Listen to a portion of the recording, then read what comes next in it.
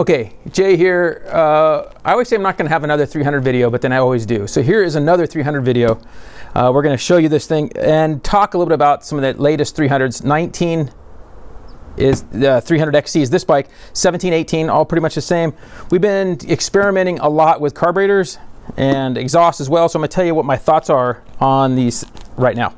So first of all, carburetors. Everybody's always asking about carburetors, and I know there's other carburetors out there, but as far as our experience, it's mainly been the stock carburetor with a JD jetting kit, which we think is pretty dang good. And if you're on a limited budget, totally fine. I think it runs just fine. I'd be happier with that than most TPI bikes myself. So Mikuni with jetting for where you're at. With that, we also have a carb mod video that helps that slide a little bit, get rid of that gurgle. I think that's good. Okay, then the next option is KTM or Electron. And we go back and forth. Both these carbs are really good. And today we rode 3 bikes back to back to back, all these bikes. And the newer Electron, they're a new series. It has a yellow sticker on it instead of a red. I don't know the actual name of it. I'll put it in the description. So that newer carburetor does feel better than the older one. It feels snappier, more lively. It feels better. Both those carburetors, I think, can be leaned out a little bit more from where their settings are, because they do get a lot of ooze right here. You get a lot of ooze at where the pipe and silencer meet, and also at the end of the tailpipe you get a lot of ooze.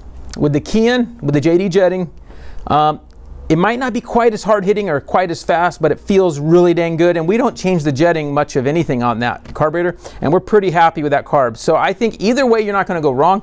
I think it jets a little cleaner with the KTM and maybe a little easier to ride, a little more consistent, where with the newer Electron, maybe a little bit more, temperamental, not as easy, if that makes sense. So that's kind of what we felt with the newer Electron. Although, like I said, you can't go wrong with either setup. And again, a little less jetting with the Electron, but I think it comes a little rich. I think they're on the rich side, which of course you can adjust out. And that's something we're going to mess with some more and see if we can get it a little bit better with that lower, with the spooge here and here. So that takes care of carburetor. That's the biggest thing we get. I like that on the KTM we can run the stock throttle housing. That's a nice feature. I like being able to do that. Enjoy that part of it. With Electron, you can't. You have to run their whole throttle setup. But again, either way is good. We have the KTM on here right now, and we've gone back and forth with all of them, and that's it. Pipes. FMF pipe works very well. The gnarly works really good. The stock pipe is actually really good, and I think it's as good right in here as this. The downside is it's really thin, and it'll dent so easy. It doesn't last long at all. So we go with the gnarly with we had our P3 pipe guard on here to protect it, and we do that. We're solid. And then on silencers, we've played around with a lot of different silencers, and we've actually liked the stock silencer really well. The FMF Power Core has been okay, a little bit more motocrossy feel, raspier sounding, maybe not quite as good of trail type power.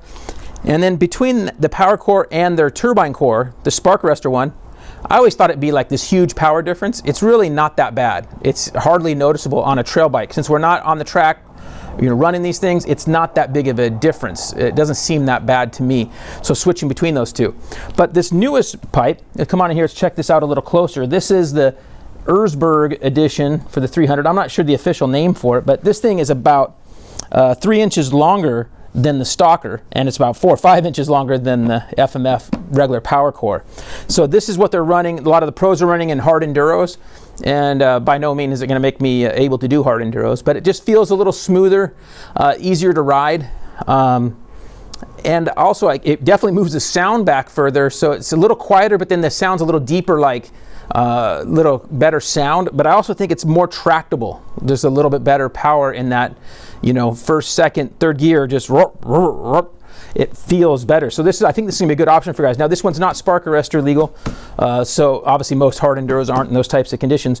Most of the stuff we're riding this winter, we're fine with this, and we don't have to worry about spark arrestor till summertime when we'll have to switch over.